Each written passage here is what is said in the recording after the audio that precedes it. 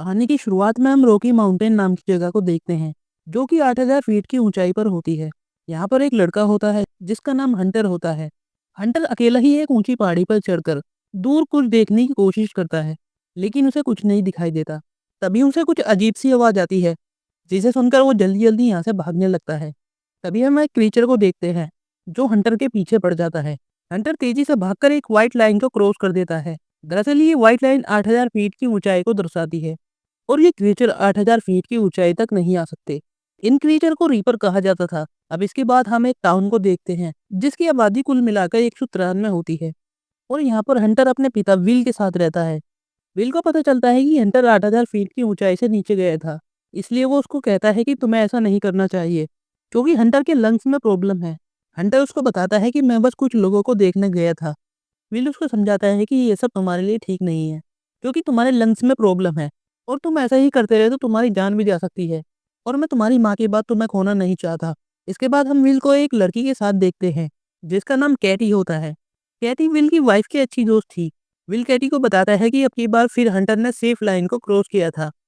Katie उसे समझाती है कि हंटर इस टाउन में अकेला बच्चा बचा है, इसलिए वो यहाँ अकेलापन महसूस करता है। लेकिन विल कहता है कि अगर वो ऐसा ही करता रहा तो वो जल्द ही मारा जाएगा।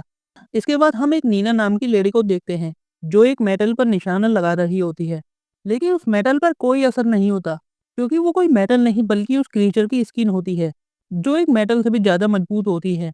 इसी रात हंटर की तबीयत खराब हो जाती है और उसे सांस लेने में बहुत दिक्कत होती है, लेकिन सही टाइम पर आकर विल हंटर का फिल्टर चेंज कर देता है। अब विल देखता है कि हंटर के सारे फिल्टर खत्म हो चुके हैं, बस ये लास्ट फिल्टर ही बचा है और अगर उसे लेने के लिए जाना है तो उसे 8000 फीट की ऊंचाई से नीचे जाना होगा, जिसमें बहुत खतरा है। अब विल इसके बारे में अपने बेटे को बताता है, लेकिन वो नीचे जाने से विल को मना करता है। लेकिन विल हंटर से वादा करता है, वो कहता है कि मैं वापस आऊंगा। अब विल नीना से मिलता है और उसकी मदद मांगता है क्योंकि वही थी जो नीचे से बचकर आई थी। लेकिन नीना विल से कहती है कि मैं यहाँ के सारे रास्ते को जानती हूँ, यहाँ पर कोई ऐसा रास्ता नहीं है जो तुम्हें 8000 फीट की ऊंचाई पर ही रखे, और अगर तुम 8000 फीट की ऊंचाई से नीचे गए तो वो क्रीचर तुम्हें मार देंगे क्योंकि वो कार्बन डाइऑक्साइड को सूंघ सकते हैं। लेकिन विल नैना को बहुत समझाता है।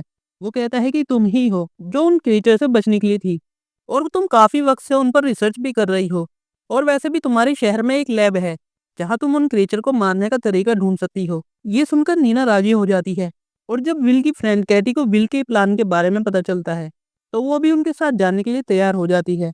विल उसे काफी मना करता है लेकिन कैटी उसकी बात नहीं मानती। इसके बाद ये तीनों निकल जाते हैं और नीना अपने ट्रैकर के बारे में बताती है। वो कहती है कि ये इलेक्ट्रोमैग्नेट फील्ड को कैच कर सकता है क्योंकि वे क्रीचर इलेक्ट्रोमैग्नेट फील्ड को छोड़ते हैं। अब ये तीनों आगे बढ़ रहे होते हैं। नीचे जाने पर इन्हें कुछ मिलिट्री ट्रक मिलते हैं जिसमें चेक करने पर इन्हें कुछ वेपन भी मिल जाते हैं। वे उन वेपन को रख लेते हैं और आगे बढ़ने लगते हैं। आगे जाने पर इन्हें कुछ घोड़े मिलते हैं जिन्हें देखकर ये समझ जाते हैं कि ये क्रिएचर सिर्फ इंसानों को ही मारते हैं, जानवरों को नहीं। इसके बाद ये लोग 7620 फीट की ऊंचाई पर पहुंच जाते हैं जहां पर इन्हें स्की मिलती है। विल कहता है कि सबसे ऊंची वाली चोटी 8000 फीट की ऊंचाई पर है और हम वहां तक स्की से जल्द पहुंच सकते हैं। लेकिन तभी नीना को ट्रैकर की मदद से पता चलता है कि इनकी तरफ एक रीपर आ रहा है। तभी इन्हें वो रीपर भी दिखाई देता है और ये सेफ लाइन की तरफ जाने लगते हैं। कैटी रीपर पर कई अटैक भी करती है लेकिन उसको कुछ नहीं होता। ये देखकर वे जल्दी सेफ लाइन की तरफ जाने लगते हैं, लेकिन रीपर इनकी स्की की वायर तोड़ देता है जिसकी वजह से ये नीचे गिर जाते हैं। लेकिन इनकी किस्मत अच्छी होती है कि ये 8000 फीट की ऊंचाई तक पहुंच जाते हैं और इनकी जान बच जाती है। अब रात में ये लोग एक रिजॉर्ट में रुकते हैं जहाँ पर नीना उनको बताती है कि मैं कई सालों से इन पर रिसर्च कर रही हूँ और ये रीपर कुछ नहीं खाते, बस ये इंसानों को मारते हैं, खाते नहीं। इसलिए इन्होंने निकलते ही 95% पॉपुलेशन को खत्म कर दिया। खैर अब ये लोग रात यहीं गुजारते हैं और अगली सुबह ये एक टनल के पास पहुंच जाते हैं। विली ने बताता है कि दरअसल ये एक शॉर्टकट है और इस टनल से निकलते ही हम दूसरी तरफ 8000 फीट की ऊंचाई पर होंगे। ये सब सुनने के बाद नीना विल से पूछती है, क्या तुम्हें पक्का पता है कि हम यहाँ से निकलते ही 8000 फीट की ऊंचाई पर होंगे?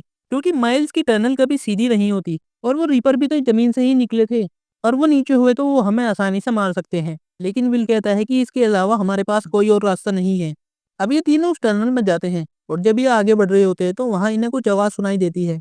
ये तीनों अपनी लाइट्स बंद कर लेते हैं और तभी इन्हें एक खतरनाक सी आवाज़ आती है जिसे सुनकर ये यहाँ से भागने लगते हैं और एक पतले से होल में छिप जाते हैं और कार्बन डाइऑक्साइड रोकने के लिए अपनी सांसें रोक लेते हैं। लेकिन रीपर अपने टेंटिकल से इन्हें महसूस करने की कोशिश करता है तभी इन्हें दूसरी तरफ से एक लाइट्स नजर आ रही थी। ये तीनों एक फ्लेयर से रीपर का ध्यान भटकाकर उस छेद से निकलने लगते हैं, लेकिन रास्ते में इन्हें एक दूसरा रीपर मिल जाता है और वो कैटी को अपने साथ ले जाता है। ये देखकर विल और नीना को काफी दुख होता है। इसके बाद ये दोनों जल्दी से उनसे बचकर टनल से बाहर निकल जाते हैं और रात एक टूटे हुए घर में गुजारते हैं। रात को नीना विल को बताती है कि लैब में एक खास तरह का केमिकल है जो बुलेट्स पर लगाकर उन रीपर को मारा जाए तो वो मर सकते हैं। इसके बाद ये दोनों हॉस्पिटल पहुंच जाते हैं, जहाँ पर विल फिल्टर्स को उठा लेता है, लेकिन तभी नीना और विल को पता चलता है कि यहाँ पर एक रीपर है, इसलिए वो वहाँ से भागने लगते हैं। रीपर भी उन पर हमला कर देता है। तभी ये दोनों ऑक्सीजन सिलेंडर को ब्लास्ट कर उसे दूर भगा देते हैं और वहाँ से निकल जाते हैं। अब ये दोनों नीना के लैब में पहुंच जाते हैं, जहाँ पर नीना वही केमिकल का यूज कर एक बुलेट को रीपर की स्किन पर फायर करती है, लेकिन वो इस बार भी फेल हो जाती है। अब नीना बिल को कहती है कि तुम यहाँ से जाओ, मैं यहाँ थोड़ी और कोशिश करके देखना चाहती हूँ। अब नीना के कहने पर विल वहाँ से निकल जाता है, लेकिन रास्ते में उसकी कार का एक्सीडेंट हो जाता है और रीपर उसके पीछे पड़ जाते हैं। उधर लैब में भी एक रीपर आ जाता है और नीना एक बुलेट पर केमिकल को लगाकर उस पर फायर करती है, जिससे रीपर मारा जाता है। दूसरी तरफ विल रीपर से बचकर भाग रहा होता है, लेकिन रीपर उसे चारों तरफ से घेर लेते हैं।